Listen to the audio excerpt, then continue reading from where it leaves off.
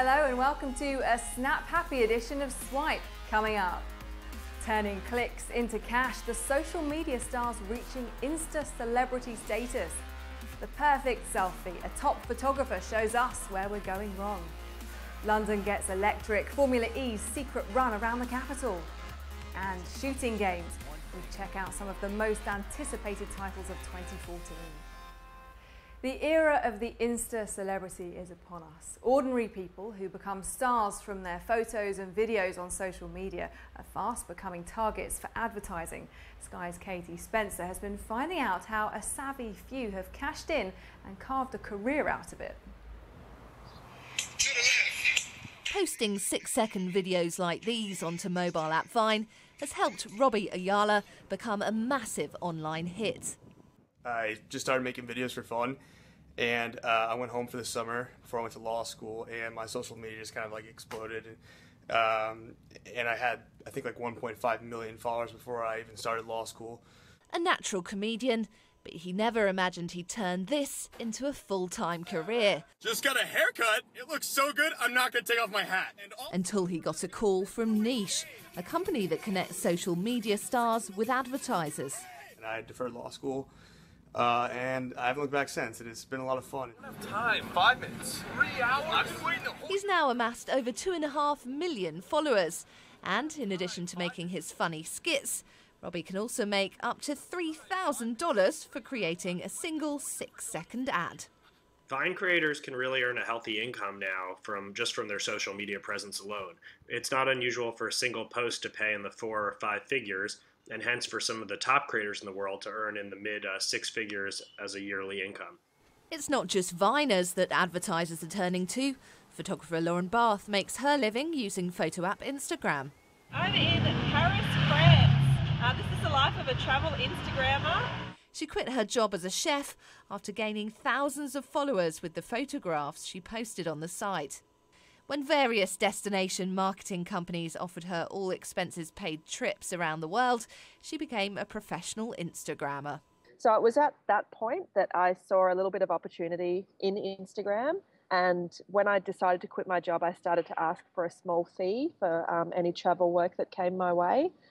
It's no longer the traditional routes like television or magazines that advertisers are turning to first.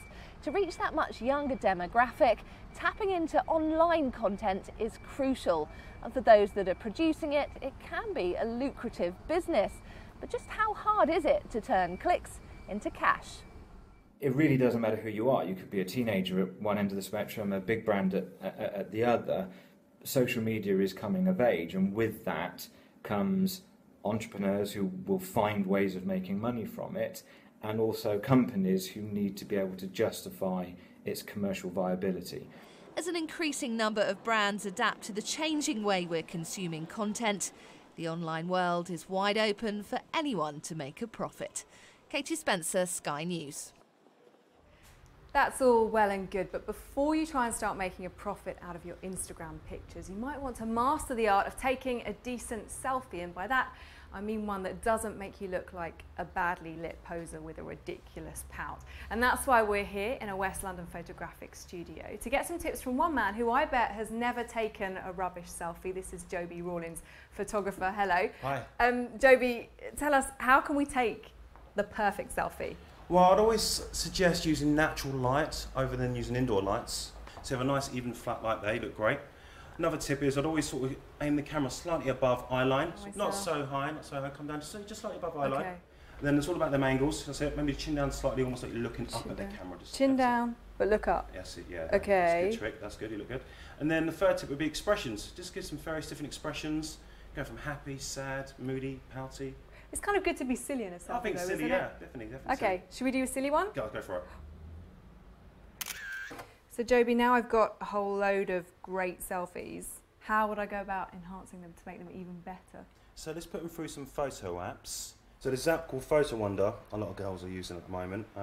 It's a great little app, so you can select your shots. Very easy, but it has like a little beauty section. But Joby, with all this enhancement, don't you think it kind of detracts from what a selfie really should be, a true reflection of you? A real natural, personal picture Yeah, just yeah. taken on your iPhone. But yeah, you see so many girls these days are enhancing their shots, retouching their skin tones. And guys are enlarging doing eyes. it too. There are a few guys out there doing it. I'm not one of them, but yeah, there's No. definitely a few of us out there that are enhancing our pictures, our selfies before we're posting them up online. You're watching Swipe. Coming up, wake me up before you Indiegogo. But first, for some time, with a mixture of curiosity and skepticism, we've been looking forward to Formula E getting underway. And there's not long to go now. The all-electric international racing competition begins in Beijing in September. It'll come to England next year, but ahead of that, a few of the cars have had a bit of a sneaky tour of the capital in the early hours of the morning. Tight security for a top-secret photo call.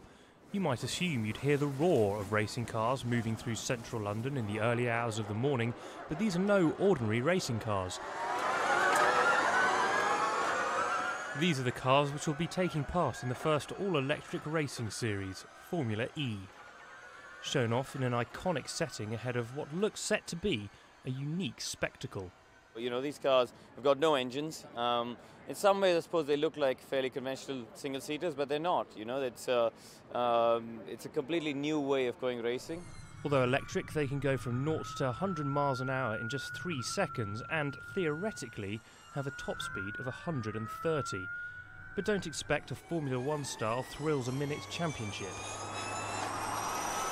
If you're coming in mind with the fact that it might be close to Formula One, I think you haven't quite understood Formula E. Formula E is its own separate kind of identity, and you will enjoy the experience as a completely different sort of experience.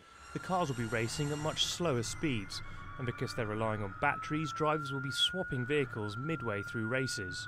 We have 2 cars instead of 1 in the race, and I'm not going to spoil the surprises for you now, but it'll be a really good day out. The 10-race series begins in Beijing this September before eventually finishing up in London next June.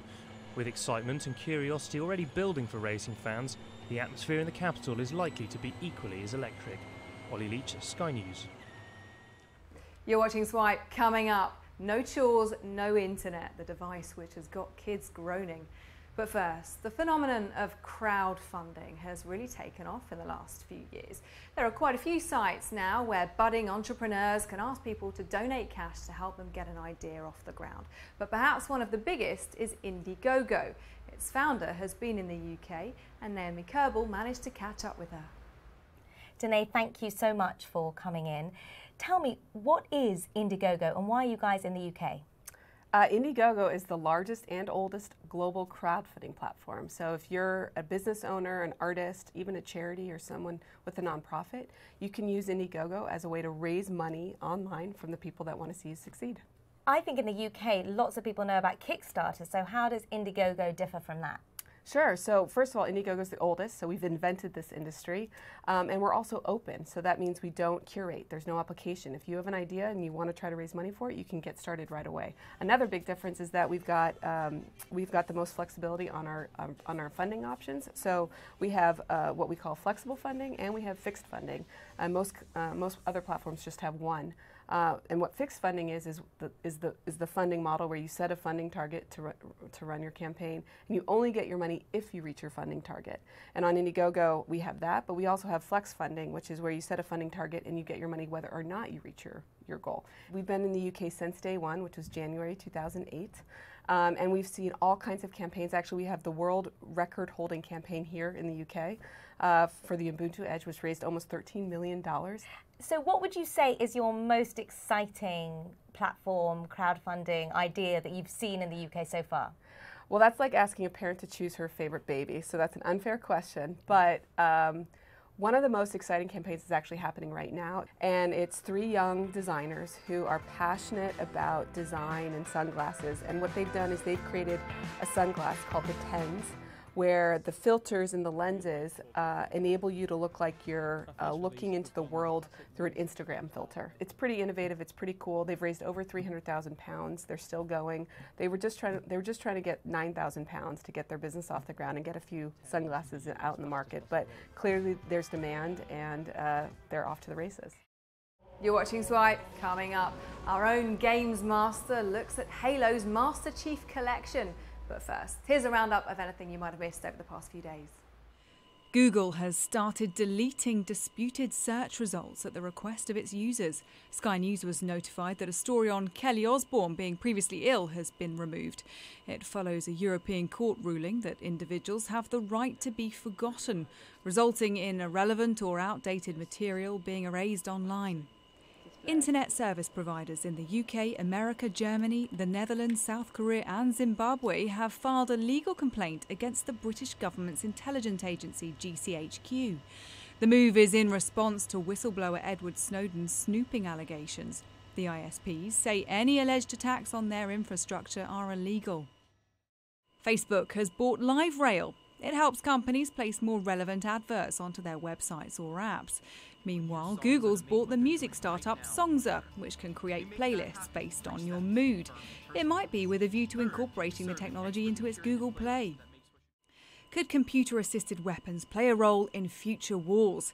Tracking Point says it's had interest from the US Army, which has purchased 6 of its rifles. The gun allows the user to tag a target with a deadly level of precision, and it won't fire unless it's correctly lined up, which means it could prevent trigger jerk or accidental firing.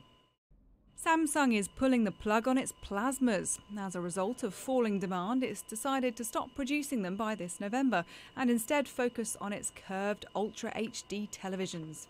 Panasonic, Sony and Hitachi have also stopped production. And here is every child's worst nightmare, a special router designed to only let kids access the internet after they've done their chores. Kudoso, which is an American idea, allows parents to set a list of tasks, and after each one is completed, it unlocks a certain amount of online minutes.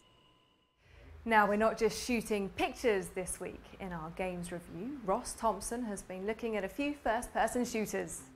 Okay, so the first game that we're looking at is Halo Master Chief Collection. So this is exclusive to Xbox One.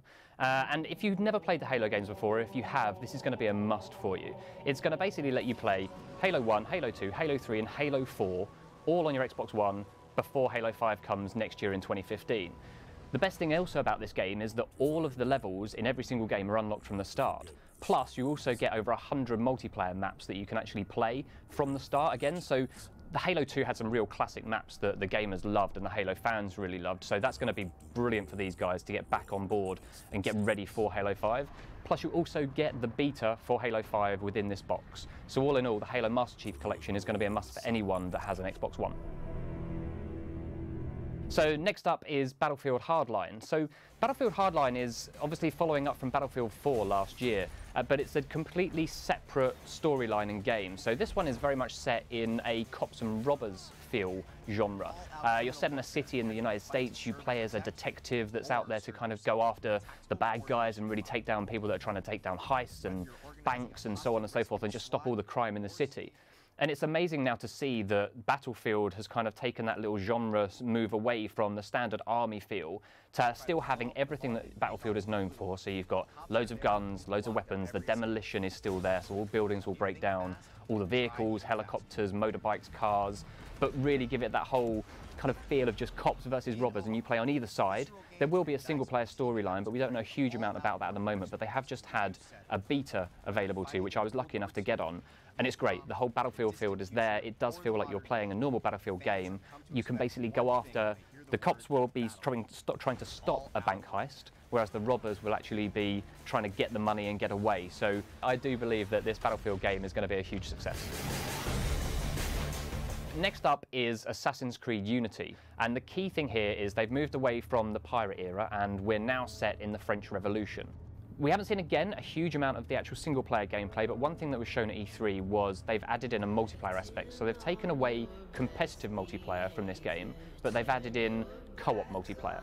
So this changes the appearance of how this game is going to look and feel. And Assassin's Creed has always been about how do you want to really experience this game and how do you want to take these missions on? Do you want to be really stealthy? Do you just want to go all kind of knives and guns blazing? Or do you want to go in the different routes of journeys of how to actually get to the Templar or the bad guy that you need to kill?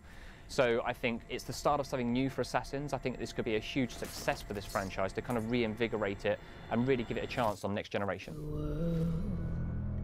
So Evolve, again, is coming out on next generation consoles, and the key thing here is it's a 4 versus 1 multiplayer game.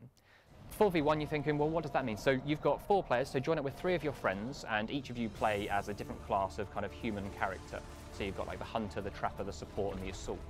But the difference here is you've also got that big boss that you always get at the end of a level. Well, now that is controlled by one of your friends, or that's the whole thing. So one person can play as this huge boss level man, or monster, sorry, that can be like the Kraken, which has been released. So I've luckily enough played this again, and it's phenomenal.